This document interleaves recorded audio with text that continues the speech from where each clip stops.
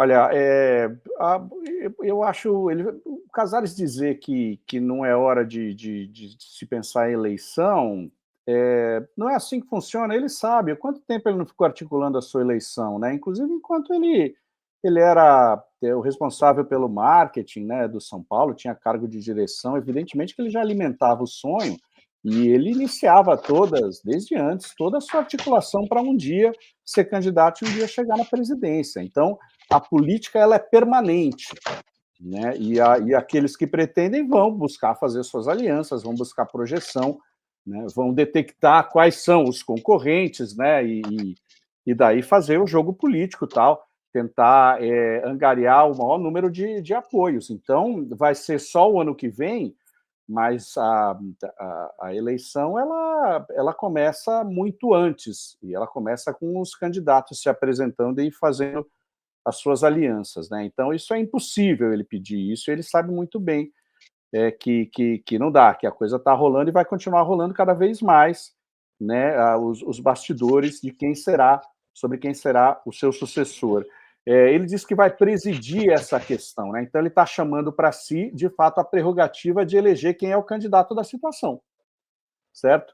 E quando ele fala aprovamos isso, aprovamos aquilo, isso não é prova A nenhuma de que camisa, o que tem a é, camisa preta a ver com a situação de aprovação da gestão dele? do empréstimo, isso não é prova nenhuma de que não há divergência e não há racha dentro do grupo político que o apoia. Na verdade, são vários grupos e o Alex pode trazer mais essas informações, né? O fato é que hoje, já há algum tempo, o Júlio Casares tem nesses grupos o seu apoio quase que incondicional. Então, ele consegue aprovar tudo que ele deseja. Inclusive, ele consegue ser pouco transparente justamente porque ele tem todo esse apoio lá no conselho, né? Se tem uma palavra que não define a gestão, é transparência. Não, pelo contrário, é turva a gestão de Júlio Casares à frente do São Paulo Futebol Clube, principalmente no que diz respeito à política financeira e a esse alegado processo de recuperação financeira do São Paulo. A gente não sabe se isso de fato está funcionando ou não está funcionando. Então, no fundo, o Casares não esclareceu nada, e acho que ele só, com isso, deixou claro que existem pretensões dentro de sua própria diretoria para a sua sucessão e que isso é algo que está aquecido. E não foi citado também na pergunta a famigerada mensagem do José Eduardo Martins, Quem que que foi apagada provocou? no WhatsApp. Aquilo Quem que soltou o rastilho de pólvora? Foi ó, algum diretor aí inominado, né? Que ele não nomeia ainda, é covarde nesse sentido, né? Não nomeou para quem que ele está mandando aquela mensagem. Foi eu o acho assessor dele, assessor direto dele, Maurício. isso foi algo muito grave, porque, primeiro, você tem uma falta do homem responsável pela comunicação do São Paulo que não sabe usar os meios de comunicação, né, direito. Usa de uma maneira muito, como é que eu vou dizer, muito Irresponsável. arriscada, né, e provoca uma crise um dia antes do jogo mais importante do São Paulo no ano. Em segundo lugar, uma referência de um diretor ao seu par, de uma maneira jocosa, pejorativa, completamente deselegante, né? E eu acho uma falta muito grave, né? A comunicação hoje é central em qualquer corporação e você tem quem é responsável pela comunicação manifestar um despreparo, né, um desconhecimento de como as redes sociais são perigosas, né? Como você mandar um WhatsApp, mesmo que pudesse ser uma brincadeira, que isso, embora algumas pessoas já tenham corrido para dizer, olha, foi uma brincadeira tal, e divulgado isso, ninguém pode provar, né? Ninguém pode dizer, era uma brincadeira, sei lá, ali é algo manifestadamente que revela ali uma tentativa deliberada, ou pelo menos um pensamento deliberado de sabotar o trabalho de um par, que é o diretor de futebol. Então foi um troço para mim muito grave, colocar panos quentes nisso é algo que não deveria ter acontecido, sabe? Porque prejudicou o São Paulo e muito. Então, é visível que hoje você tem na diretoria interesses conflitantes, né? É o mínimo que dá para dizer.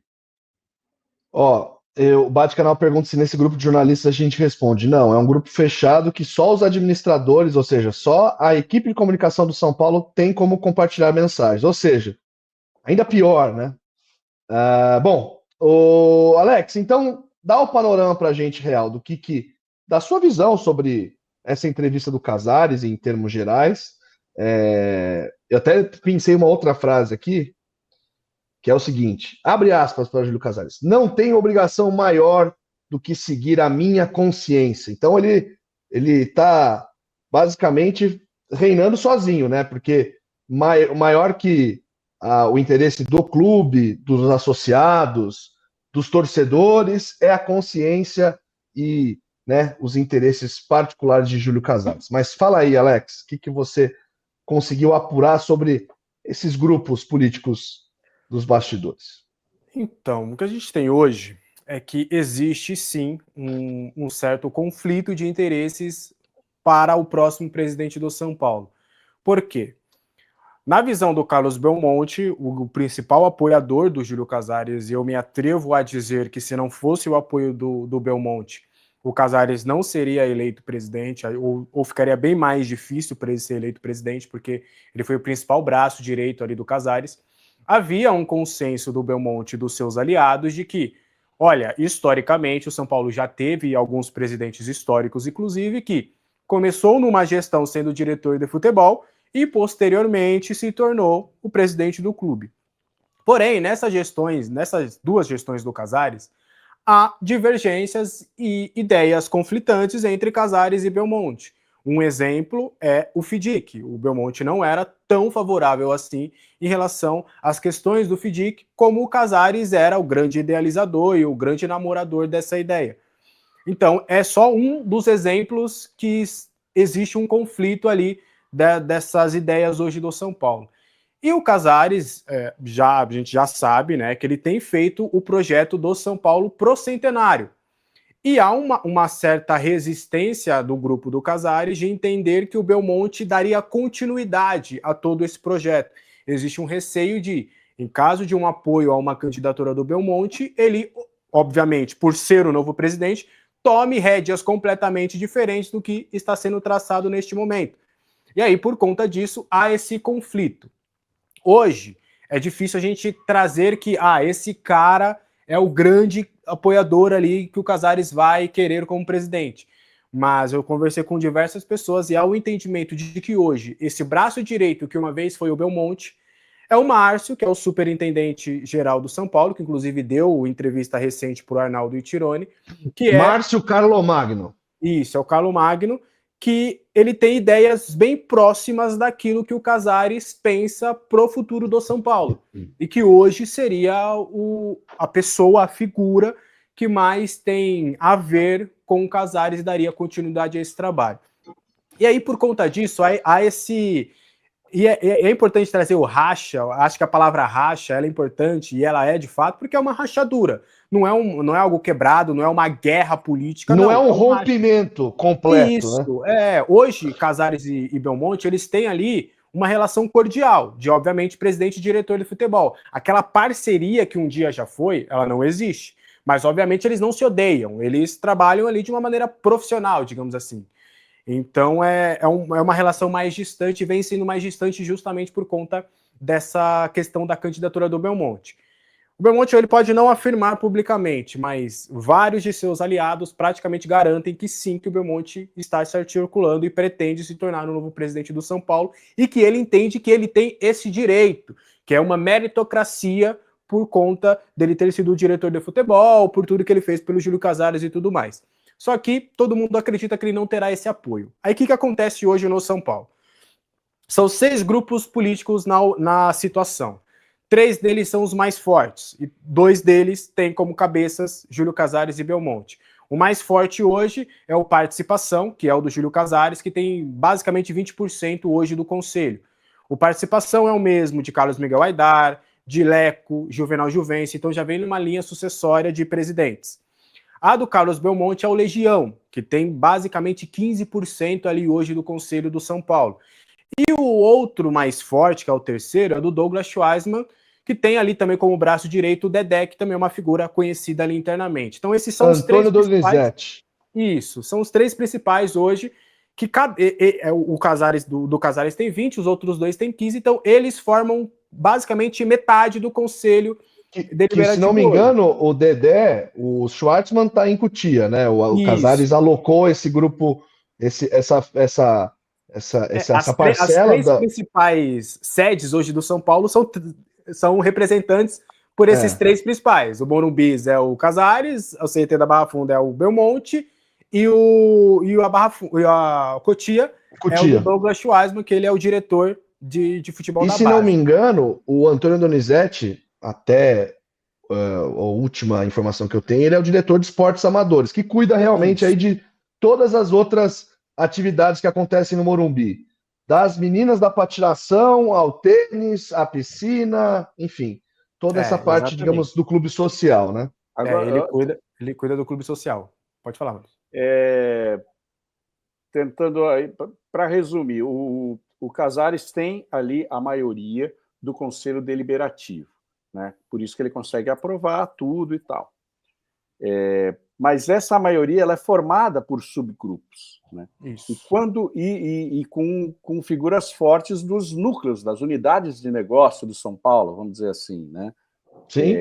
O Morumbi, o CT e Cotia. E cada uma dessas unidades tem lá um líder que almeja a presidência.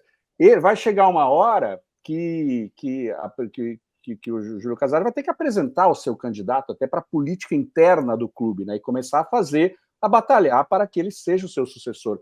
Nesse momento, talvez tenha um racha, né, porque o que farão esses outros 2, 3, 4 candidatos que querem se apresentar e são ligados hoje à situação? Eles vão, de alguma maneira, querer criar outros grupos para registrar a sua chapa e para concorrer. E daí, será que vai ser possível? Por exemplo, Belmonte, não sou candidato do Casares, então, mas eu quero concorrer, eu tenho minha base, eu vou registrar minha chapa. Vai continuar sendo diretor de futebol? A mesma coisa o Douglas Schwartzman. Até o Belmonte, eu posso... Basicamente, algumas pessoas garantem que ele não vira o ano como diretor de São Paulo. Que em dezembro vai haver um acordo ali entre ele e o Casares para ele sair, para ele poder focar na candidatura dele. Essa situação, gente, essa situação é a política do clube, é política pura como é a política real de Brasília e tal. São alianças, só que no clube você não tem uma eleição democrática, né? Você falou de política, a escuridão do Maurício. Aqui, ó, voltou. E a eleição ela é feita de uma maneira muito antidemocrática, que é pelos conselheiros, e tem aí um percentual altíssimo de conselheiros vitalícios.